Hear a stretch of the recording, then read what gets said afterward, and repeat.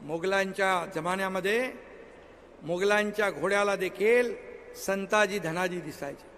गुलाबराव, संताजी धनाजी तुम्हारे इधर आए थे ना अभी, येऊन गेले. कोण आया था? बछड़ा आया था का? ठीक है.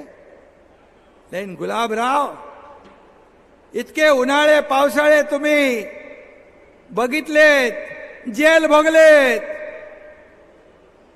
अंगावर पोलिसांच्या लाट्या काट्या खाल्ल्यात. तुमच्यामुळे गर्दी होत होती. त्यांना वाटतं की आम्हाला बघून लोक येतात. तुमच्यामुळे येत होते लोक. तुम्ही नसल्यामुळे बदल तुम्ही बघितला, बदल मी पाहिला. आणि म्हणून एक शेतकऱ्याचा मुलगा, एक कष्टकऱ्याचा मुलगा, एक सर्वसामान्य घरातला मुलगा मुख्यमंत्री झाला. याचं दुःख त्यांना आहे, याची जेलसी आहे, याचा द्वेष आहे. बोलण्यातून ते जाणवतंय. का शेतकऱ्याच्या मुलाने मुख्यमंत्री होऊ नये? का धनदांडग्या आणि सोन्याचा चमचा घेऊन आलेल्याच लोकांनी मुख्यमंत्री व्हायला पाहिजे? हा काय करारनामा आहे? मी म्हणालो, जो काम करेगा वही राजा बनेगा. तुम्हाला ते नको आहे. परिवारवाद या सगळ्या गोष्टींना आपण फटा दिला पाहिजे. सगळं आज मी दावोसला गेलो, 3,73,000 कोटीची इन्व्हेस्टमेंट आणली, तरी दुःख. मी शेतावर गेलो हेलिकॉप्टरने, तरी हेलिकॉप्टरने शेतावर जातो आणि शेती करतो. मग काय चालत जाणार मी? अरे मी शेतकरी आहे. मी तिथं गेल्यावर मी आपोआप माझे पाय तिकडे वळतात. शेती आणि मातीशी माझी नाळ जुळलेली आहे, मी विसरू शकणार नाही. मग हेलिकॉप्टरमध्ये जाऊन शेती करणारा बरा का हेलिकॉप्टर मधून फोटो काढणारा बरा? ते सांगा मला. शेती करणारा बरा. आणि म्हणून मी कुठं ते मगाशी कोणी सांगितलं, कुठली वाडी ती? इरशाळवाडी. इरशाळवाडीला गेलो मी. दादा भुसे माझ्याबरोबर होते, गुलाबराव होते, आपलं नाही उदय सामंत होते. मला म्हणाले, लवकर चला, आता आपलं काम झालं इथून. मी म्हणालो, हो जाऊया, आपण जाऊया. मला जायचं होतं वरती. वरती म्हणजे वर नाही, तिकडे इरशाळवाडीवर. एवढ्या लवकर नाही, तुमची सेवा करायची आहे, शिवसेना वाढवायची आहे, सगळं करायचं आहे. आणि मी एसपीच्या गाडीत बसलो, कलेक्टर आणि एसपी, आम्ही तिघच गेलो डायरेक्ट इरशाळवाडी. तिथं गेलं तेही तुम्हाला दुःख. मुंबईतल्या गल्लीमध्ये, मुंबईतल्या रोडवर झाडू मारून पाणी मारताना बघितलं तरी तुम्हाला दुःख.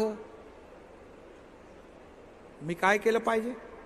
दिल्लीमध्ये प्रधानमंत्र्यांना भेटायला गेलो तरी दुःख, तरी द्वेष. आणि म्हणून मग मी काय करावं? घरी बसावं तुमच्यासारखं? मी काम करणारा कार्यकर्ता आहे. मी लोकांना भेटणारा कार्यकर्ता आहे. लोकांमध्ये जाऊन त्यांच्या वेदना आणि व्यथा जाणून घेणारा मी मुख्यमंत्री आहे. मुख्यमंत्री म्हणजे माझ्या व्याख्येमध्ये सीएम म्हणजे चीफ मिनिस्टर नाही. सीएम म्हणजे कॉमन मॅन.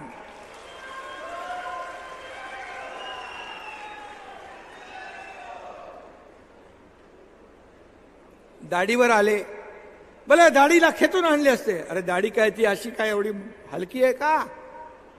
हलकी आहे? या दाढीने तर तुमची गर्वाची आणि अहंकाराची गाडी खड्ड्यात घातली ना. हलक्यामध्ये घेऊ नका. मी आधी बोललोय. आणि म्हणून या दाढीला जनतेची नाळ देखील कळते. म्हणून कुठे कुठे नाड्या कोणाच्या आहेत त्याही मला माहित आहे, जुळलेल्या. मी जास्त बोलत नाही. एक सिंबॉलिक बोलतो, समोरून देखील त्याचा अर्थ काय आहे तो घ्यावा. बोध घ्यावा आणि त्याप्रमाणे मला पुन्हा बोलण्याची संधी देऊ नये, नाही तर सगळंच होईल. कोविडमध्ये बघितलं आपण, कोविडमध्ये पाहिलं फेसबुक लाईव्ह करणारे कोण आणि रस्त्यावर पीपी किट घालणारे कोण, हेही आपण पाहिलं. अरे मला असे मेसेज यायचे कार्यकर्त्यांचे, मी, माझी आई, माझी मुलगी आम्ही ॲडमिट आहोत, काही समजत नाही, आमचा जीव धोक्यात आहे, पुन्हा भेट होईल का माहीत नाही, एकदा तरी भेटून जा.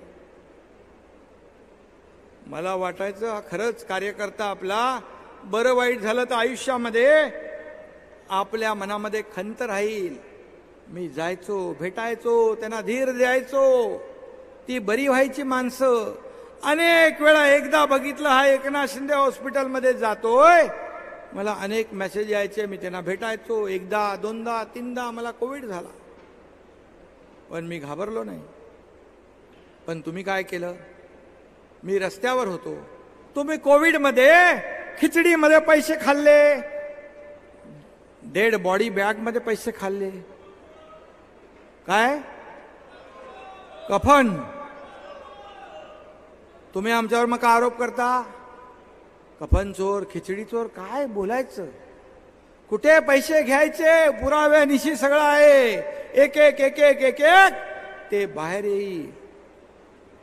जेवढा आरोप तुम्ही कराल त्यावेळेस आपली दोन बोट समोर आहेत, एक बोट आहे तर 3 बोट आपल्याकडे आहेत, हे लक्षात ठेवा. तुम्ही फेसबुकवर खेळायचे, हा Eknath Shinde face to face खेळायचा. त्याच्यातच मला फील्डवर काम करणारा हा एकनाथ शिंदे आहे. कार्यालयात बसून माहिती घेऊन निर्णय घेणारा हा एकनाथ शिंदे नाही. त्यामुळे मला कोणीच फसवू शकत नाही. आणि म्हणून 2.5 वर्ष फेसबुक लाईव्हवर काम करणारा आणि हा एकनाथ शिंदे रस्त्यावर उतरून काम करणारा जनता सुज्ञ आहे. जो काम करणारा आहे त्याच्या मागे जनता